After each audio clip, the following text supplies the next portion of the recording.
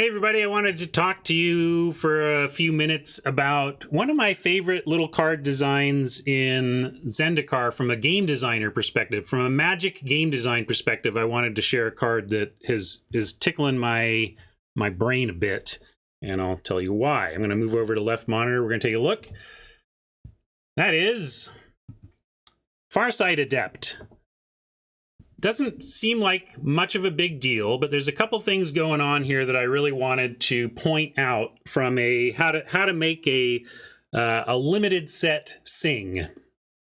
And it's about little cards like this, I think, because this doesn't look, it's not that important overall, but it's got a little piece of glue and it's doing some things that I think Magic should do more of, which is why I want to talk about it. So first of all, we've got this party mechanic in the set that is looking for wizards, rogues, warriors, and clerics, right? So, and white has a lot of clerics and a lot of warriors, doesn't have any wizards except this one. So first thing, it's providing this little oddball support through a type line to really help a mechanic. When you can help, elegance is super important in Magic. There's so many complicated cards doing so many complicated things that when you can make value out of a very simple card for synergies and other interactions, it's amazing for your limited environment. So with the simplicity of just a creature type, something not very complicated, you have immediately made it a glue piece for one of your load-bearing mechanics in the set. And I think that's very clever to even have load-bearing mechanics that, you know, Tribal is so great because the cards that they're interacting with are ultimately still very simple. You can have a vanilla, like let's say this didn't have any rules text at all. If this was just a 2 and a white for a 3/3 core wizard, it's so grokkable and so easy to understand. And so let's get to that. Some of you may not know the concept of the virtual vanilla. So vanilla, let's talk about all the vanilla concepts in Magic. A vanilla is a creature in Magic with no rules text. It only has a creature type, a power, and a toughness, and a name and a casting cost. That's it. That's a vanilla creature. A French vanilla creature is the same thing, except it has one, maybe two keyword mechanics on it. So maybe like if Farsight Adept just said vigilance on it, that would be French vanilla, because it's vanilla, but it has one very easy, grokkable, known, learnable, everybody knows it type mechanic. French vanilla, right? Okay, virtual vanilla is one of the most important concepts in Magic design that I learned through the Great Designer Search, actually. It was part of one of the answers of the Great Designer Search way back before I worked at Wizards, helped me understand that concept. And that's the idea of a creature that does something. It has rules text, but the turn after it enters the battlefield, like when you untap with that card on the battlefield, it acts like a vanilla. Its complexity once on the board is vanilla-like. So yes, it's got this rules text, but you learn quickly once it's on the battlefield that you can ignore it. Once it hits there and you process in your mind, oh, this is just a 3/3, it makes it, again, very elegant, very simple, you want to help people process a complex battlefield. Magic battlefields get so complex. So virtual vanillas are an extremely powerful tool for that. And once you understand that term and understand the value of it, that you get complexity on the card that doesn't carry over to complexity on the battlefield, it's an extremely powerful tool. So I love virtual vanillas as well. Another powerful tool for creating synergies and creating a deep draft environment while creating simple pieces for that environment. That's the key there. So let's take another step though towards what I love about this card. Now this is the sneaky part. I said let's say this was vanilla. If this were a 3/3 for 3 with a core wizard 3/3 for 3 with no rules text, would it be better or worse? And this is what makes this card so great, I think, because it makes it worse, but it doesn't necessarily feel that way. For a new player, like we all love the feel of drawing a card, right? Like drawing a card just feels great.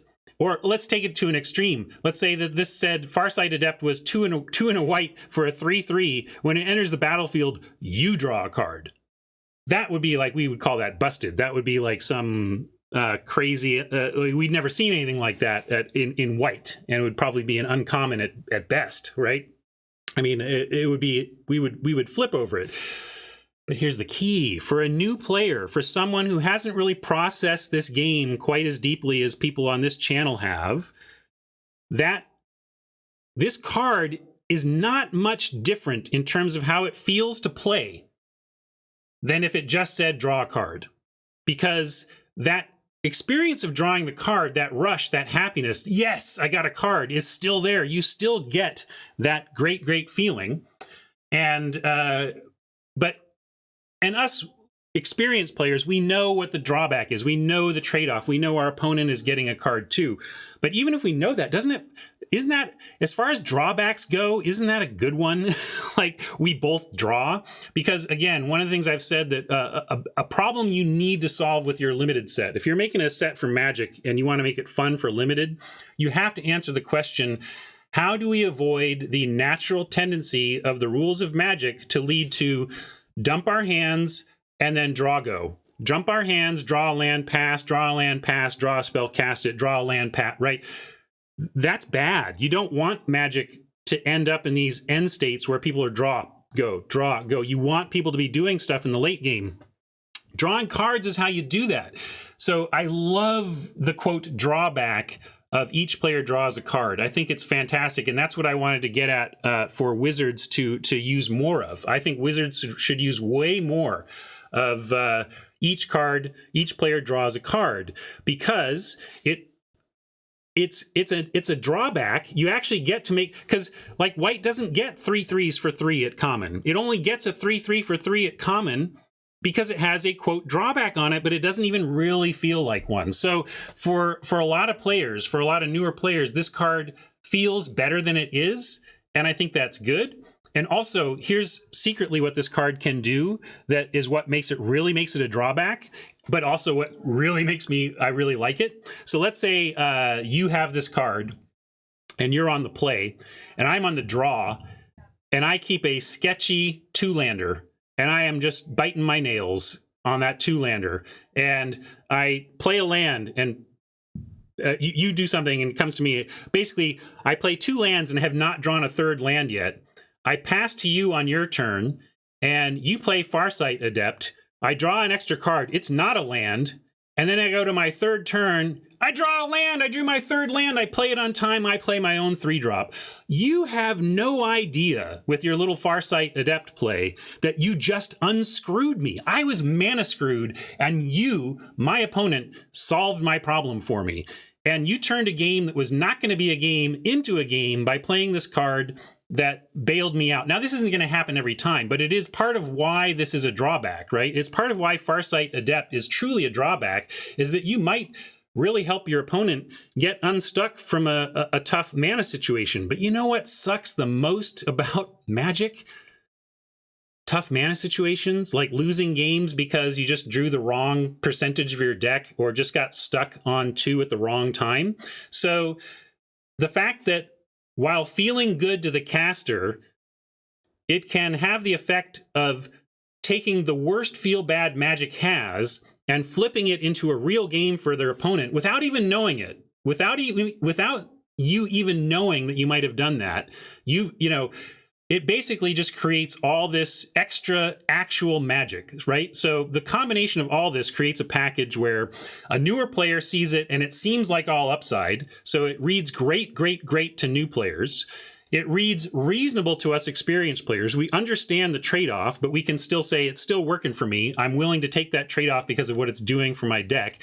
And those trade-offs, the negatives, are actually negatives that lead to more gameplay for both players in the end game, and potentially allow a non-game of Magic to become a game because you accidentally, as part of the drawback of the card, helped unstick your opponent.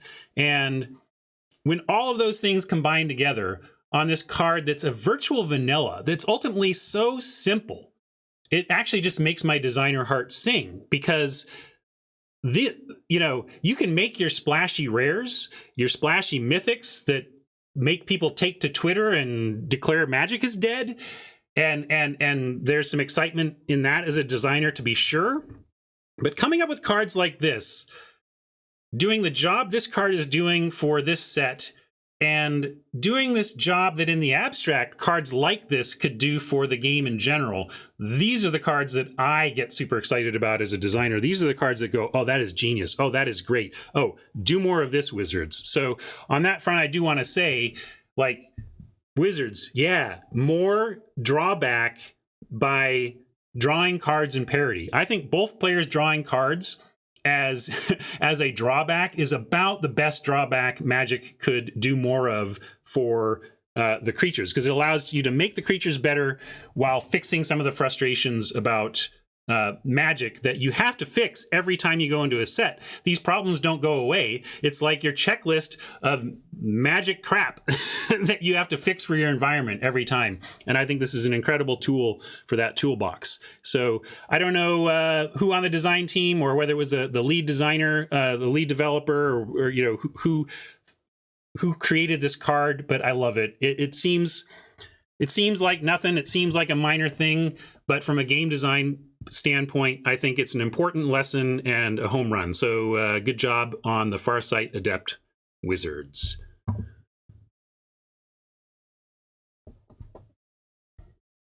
Any questions?